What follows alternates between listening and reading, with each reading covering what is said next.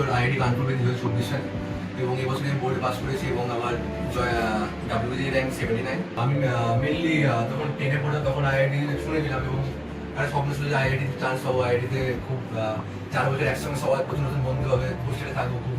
তারপরে এই সত্যি আমি পাথফাইন্ডারে 11-এ জেইতে ভর্তি হই, জেই কোর্সে ভর্তি হই, এবং এইভাবে আমাদের পথচলা শুরু হয়। এবং আমাদের পাথফাইন্ডার মেনলি আমার সবচেয়ে ভালো লাগে আমাকে একটা বন্ধুর সার্কেল দিয়েছিল, যেটা খুব আমরা সবাই একসঙ্গে পড়তাম এবং একটা একাডেমিক্যালি হোক বা মানসিকভাবে হোক আমরা সবাই একসঙ্গে একটা ভালো একটা বন্ড তৈরি হয়েছে, যেটা এই 2 বছর জার্নিতে যখনই কোনো অসুবিধা হয়েছে খুব সাহায্য করেছে, যখনই কোনো অসুবিধা তখন সবাই সাহায্য করেছে। আমি মেনলি স্টাডি মেটেরিয়াল থেকে বেসিক ফর্মুলাগুলো এবং যে তার পেছনে যে আনসলভ কোশ্চেন থাকতো ওগুলো খুবই সাহায্য করেছে।